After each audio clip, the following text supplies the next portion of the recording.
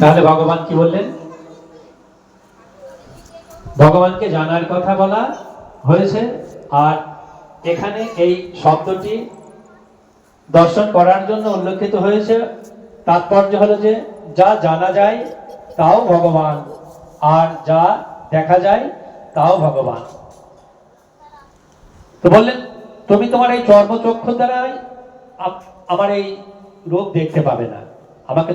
তোমাকে আমি দিব্য দৃষ্টি দিচ্ছি, সেই দিব্য দৃষ্টির দ্বারাই তুমি দেখতে পাবে। শুধু অর্জুনকে দেয়নি। ধৃতরাষ্ট্রের প্রাসাদে বসে দেখছে কে? সঞ্জয়। ও ভাই, সঞ্জয়টা কে জানেন? সঞ্জয়টা হচ্ছে রাজ কর্মচারী ধৃতরাষ্ট্রের। আর এই সঞ্জয়টা হচ্ছে ব্যাসদেবের শিষ্য। দেখেন গুরু পরম্পরা, গুরু পরম্পরা কেমন একটা জিনিস। গুরুর কৃপা থাকলে অনেক কিছু লাভ হয়। তো ব্যাসদেবের শিষ্য হচ্ছে সঞ্জয়। বললেন সঞ্জয় তোমাকে আমি দিব্য দৃষ্টি দান করছি। কে বলেন? ব্যাসদেব বললেন যে এই দিব্য দৃষ্টির দ্বারা ওই ধর্মক্ষেত্রে এবং কুরুক্ষেত্রের মাঠে যা ঘটবে সেটা তুমি দর্শন করে এবং শ্রবণ করে ধৃতরাষ্ট্রকে বলতে পারবে। কারণ ধৃতরাষ্ট্র জন্মান্ধ, উনি কিছু দেখতে পাবে না। অতএব যুদ্ধ কি ঘটছে না ঘটছে ইচ্ছে তো হয় জানতে। তো প্রাসাদে বসে সঞ্জয় সেইগুলা ধৃতরাষ্ট্রকে বলছেন। সঞ্জয় ধৃতরাষ্ট্রকে বলছেন কুরুক্ষেত্রের মাঠের দর্শন করে যা কিছু ঘটছে। অর্থাৎ ভগবান যে অর্জুনকে বললেন কিন্তু তুমি তোমার এই চক্ষুর সাহায্যে অর্থাৎ চর্ম চক্ষু দ্বারা আমাকে দেখতে পাবে না, এই চোখের দ্বারা দেখতে পাবে না। তাই তোমাকে আমি দিব্য চক্ষু প্রদান করছি, অর্থাৎ জ্ঞান চক্ষু দিচ্ছি তোমায়,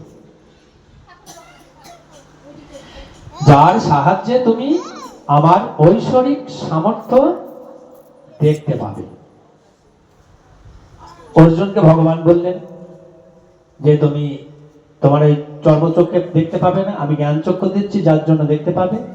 আর ব্যাসদেব বললেন সঞ্জয়কে যে তুমি ধৃতরাষ্ট্রের প্রাসাদে বসে আমি তোমাকে জ্ঞান চক্ষু দিয়ে যাচ্ছি, সেই চক্ষুর দ্বারা দর্শন করে ধৃতরাষ্ট্রকে তুমি সমস্ত বিবরণ বলতে পারবে।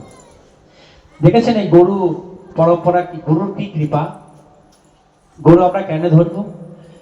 কারণ বাবা মা সর্বশ্রেষ্ঠ গুরু, কথা ঠিক আছে। এমন কোন কথা আছে যে বাবা মা বলতে পারে না, সন্তানদের বলতে পারে না, সেটাই গুরুদেবরা বলে দেয়।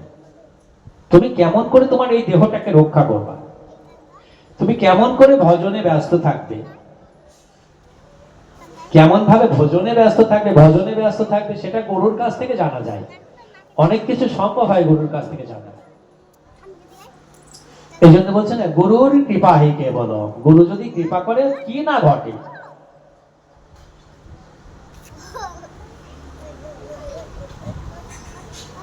এই জন্য তো আমরা গুরু ধরব। ওই যে বললাম না মা, সংসারে শান্তিও আমরা আনতে পারি, সংসারটাকে আগুন জ্বালিয়েও আমরা আয় দিতে পারি। মায়ের শিক্ষা আগে হলে শিশু শেখে মায়ের কোলে, ওটা বললাম না, প্রথমে বললাম না। সুভদ্রা, অর্জুনের স্ত্রী সুভদ্রা যখন গর্ভাবস্থায় ছিলেন, তার গর্ভে ছিল কে? অভিমন্যু। অর্জুন স্ত্রীর সঙ্গে গল্প করছে, কারণ তাদের তো যুদ্ধ করাই একটা, ক্ষত্রিয়দের যুদ্ধই চাষ ছিল। তো অর্জুন গল্প করছে সুভদ্রার সঙ্গে যে যুদ্ধে কিভাবে যেতে হবে। একটু চারিদিক থেকে, তো যুদ্ধে কিভাবে যেতে হবে, কেমন করে শত্রুদের নিধন করে আমায় আবার যুদ্ধক্ষেত্রে থেকে শত্রুপক্ষকে মেরে বাহির হয়ে আসতে হবে, আসতে হবে, সেই গল্পটা করছে। তো নারীর যেখানে একটা স্বভাব আছে, গল্প শুনতে শুনতে ঘুমিয়ে যায়। অর্জুন মা গল্প করছে আর সুভদ্রা শুনছে কিভাবে প্রবেশ করতে হবে এই চক্রগৃহের ভেতরে, শত্রুকে মারতে মারতে কিভাবে প্রবেশ করতে হবে, সেই পর্যন্ত সুভদ্রা শুনেছে। আর তাদের মেরে চক্রগৃহ ভেদ করে, মানে তাদের মেরে আবার ফিরে আসতে হবে কি করে, তখন সুভদ্রা ঘুমিয়ে গেছে। অর্জুন গল্প বলছে, তখন সুভদ্রা ঘুমিয়ে গেছে। ও মা, বাচ্চারা যখন পেটে থাকে না, মায়ের স্বভাবটাকে সে অনুভব করে। মা যেটা খায় সেও সেটা খায়, মা যেটা আচরণ করে সে সেটাই কিন্তু সেই আচরণে তৈরি হয়। তা মা শুনলো কিভাবে ঢুকতে হবে, ঘুমিয়ে গেল। কিভাবে শত্রুপক্ষকে মেরে বেরিয়ে আসতে হবে সেটা মা শুনল না। অভিমন্যু যখন সেই চক্রগ্রহের মধ্যে গিয়ে বধ হয়ে গেল, জয়দ্রথ সহ সকলে মিলে যখন অভিমন্যুকে বধ করে ফেললো, অভিমন্যু যে তাদের মেরে বাহির হয়ে আসবে সেটা তো শোনেনি মায়ের গর্ভে, সেটা বেরিয়ে আসার আর পথ পেল না। তখন বধ হয়ে গেল। মা শুনেছে যে আমার সন্তান বধ হয়ে গেছে। সুভদ্রা কাঁদতে কাঁদতে যাচ্ছে, খোকা সন্তান যখন বধ হয়ে গেছে, মায়ের তো কষ্ট। মা যখন কাছে গেছে কাঁদতে কাঁদতে, তখন অভিমন্যু কি বলছে জানেন? বলছে, মা আমার এই মৃত্যুর জন্য আর কেউ দায়ী নয় এই পৃথিবীতে। আমার মৃত্যুর জন্য মা তুমি একমাত্র তুমি দায়ী, তুমি দায়ী, তুমি দায়ী। আমার মৃত্যুর জন্য একমাত্র তুমি দায়ী মা। তুমি যদি আমার বাবার সেই যুদ্ধের গল্পটা শুনতে, কেমন করে আমি মেরে ফিরে যাব, যদি শুনতে আজকে আমি এখানে বধ হতাম না। তাই আমার মৃত্যুর জন্য আর কেউ দায়ী নাই, একমাত্র তুমি দায়ী। একটা সন্তান যখন খারাপ হয় তখন তার জন্য মা দায়ী হয়, অনেক কিছু প্রশ্রয় দেয়। সন্তান ভালো হয় শুধু মায়ের কারণে।